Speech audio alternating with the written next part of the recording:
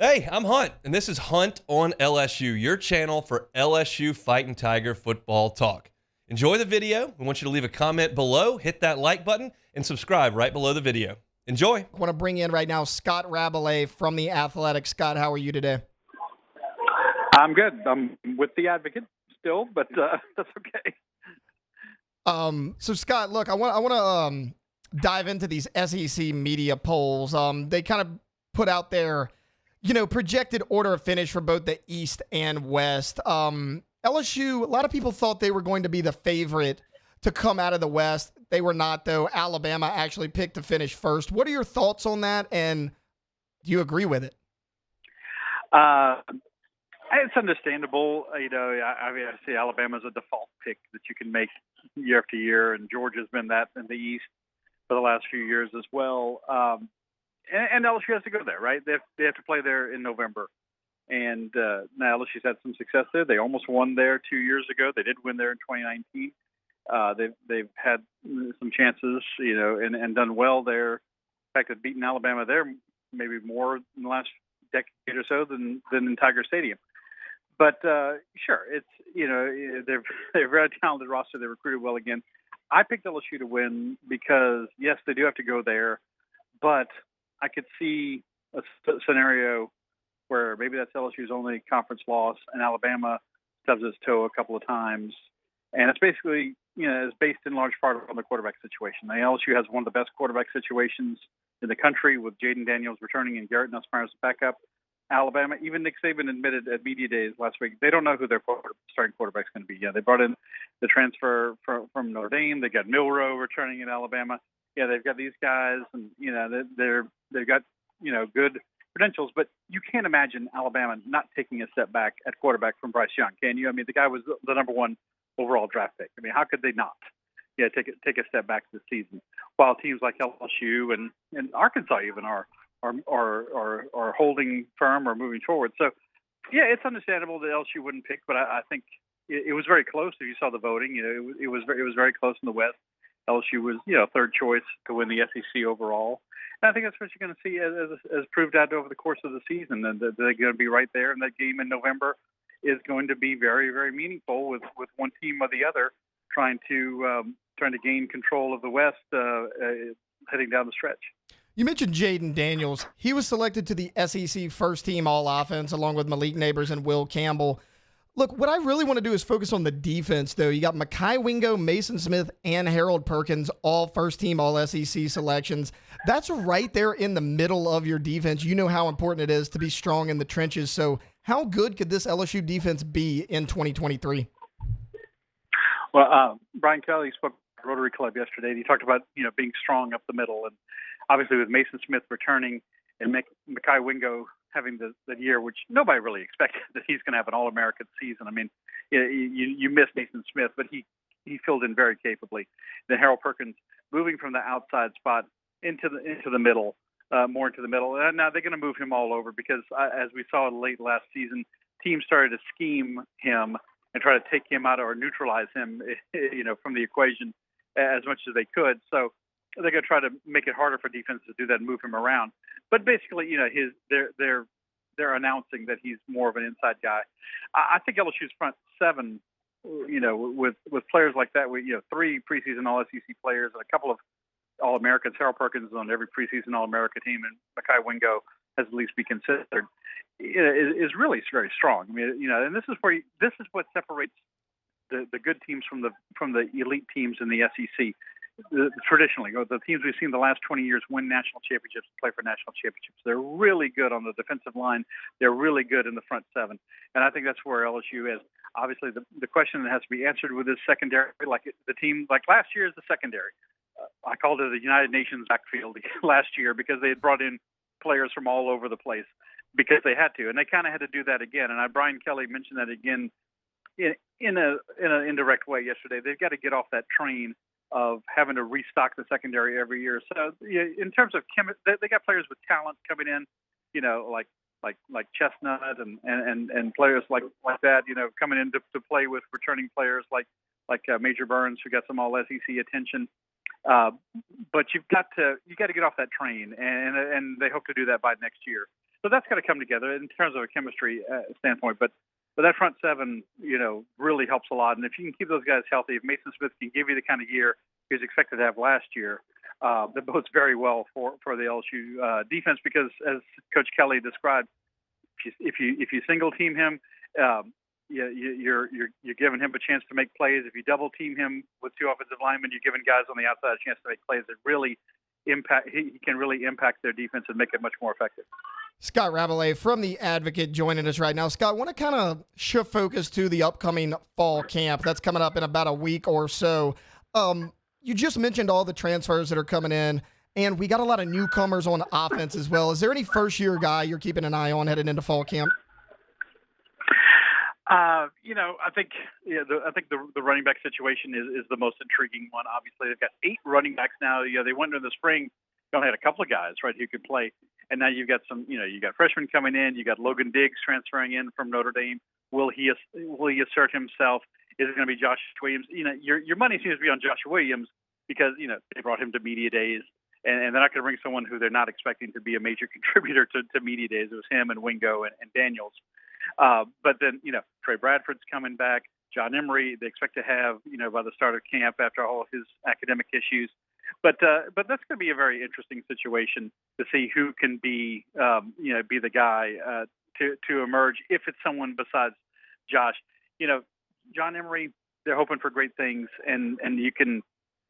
I don't want to say he's a newcomer, but could he be a consistent, more every down kind of player? We certainly saw flashes. The touchdown run he had against Auburn, tremendous play. The touchdown catch he had against Alabama, tremendous play. But can he give you a more consistent performance is the question. So I'm eager to see a guy like Diggs, who could have gone a lot of places, but figured he had a chance to come in to LSU and be a major contributor. He had to be sold on that, I would imagine, in the transfer process. How big a player can he be for LSU? And is this running back position collectively going to become a strength as compared to something that you go, well, you look at the receiver core compared to that with Neighbors and Thomas and Mason Taylor, throw him in there as well, and it's not as strong. Can they be something that becomes maybe more on par with the receiving core that you have a lot of respect for going into the season? I think that's, to me, the most fascinating area. Look, speaking of that receiving core, I want to kind of look there right now. I mean, you got your big three back, if you will, in Malik Neighbors, Brian Thomas, and Kyron Lacey, but you bring in a lot of talent. You got Shelton Sampson from right here in Baton Rouge. You bring in a Jalen Brown, and then you get Aaron Anderson, the transfer from Alabama. If you could pick one of the kind of the newer guys on the team at that receiver position to really break out, who are you keeping an eye on? Well, Aaron Anderson's a fascinating one, right? I mean, he was a player LSU very much wanted when he signed with Alabama, and he went away, and obviously he didn't get to contribute as much as he wanted there. Now he's coming back. Again, a player that you figure he's not leaving that situation just to be another guy down the list, that he figures he's going to break into that starting lineup. And I think we all still have to get used to the idea, to me anyway, that LSU, traditionally now is starting 3 wide receivers, right? It's not that old situation. There's a running back, there's a fullback. Now there's 3 wideouts. So you got 3 starting spots there. And can he be one of those guys? So I think that's a huge thing. Coach Kelly yesterday, if I may talk about a returning player, he specifically mentioned Brian Thomas as being someone who it's his time to shine. I think you could look at Brian Thomas and say, you could make the argument that he's the most talented receiver they have. Obviously, Malik Neighbors is their number 1 wide receiver. He's preseason All SEC. You see in the magazines and the media days, he's way up there on a lot of people's lists. But Brian Thomas is a player that needs to break out this year, and I think Coach Kelly was kind of saying he's expecting it and throwing down a bit of a challenge to him. But Anderson obviously is another one of those players that's very key, that can give you that. You got. So just 3 guys that you really can depend on. Maybe it's 4, maybe it's 5, and he's one of those guys in that mix. Look, want to kind of shift to the defensive side of the ball right now. We talked about how stout they're going to be on that front 7. One of the concerns I do have, though, is that jack linebacker spot. You lose B.J. Ojolari. Desmond Little, who didn't get a ton of time, but he was a nice depth piece. He transfers out. You brought in a couple nice transfer pieces, but who do you kind of think, for lack of a better word, has the edge at that spot? Linebacker. I mean, obviously, Harold Perkins is such a dominating talent, but and you got. I'm gonna mess up his name. do. I think Ovi Igbo. Ovia Gofu, yeah. Gofu, thank you very much. I just have to type it right. I don't have to usually say it right. You get a guy like him coming in. You got Spate. You got these guys coming in to be around Perkins because he can't do it alone, obviously, and he's someone that the other team's going to be watching for. So the LSU is still in that position where guys have to come in from the transfer portal or the freshman class and contribute right away for them to be the team that they can be. And it's like it can happen. But is it going to happen? And those are some of the big names that you have to watch for there. Another position I'm looking at right now is the cornerback spot. You mentioned safety earlier, and you certainly are stout there. You got Greg Brooks and Major Burns both coming back, but you got a lot of talent at corner, but you lose both of your starters from last year in Mekhi Garner and Jark Bernard Converse. Obviously, Deuce Chestnut, by far the most experienced out of the guys you brought in, but who are you kind of looking at to kind of fill those roles? Ty Alexander obviously is another name. Denver Harris, the guy who left and went to A&M has come back to LSU. Again, you're going to have to count. Like, not only they have ability. Yeah, that's not the case. In the secondary, so much of chemistry is the question.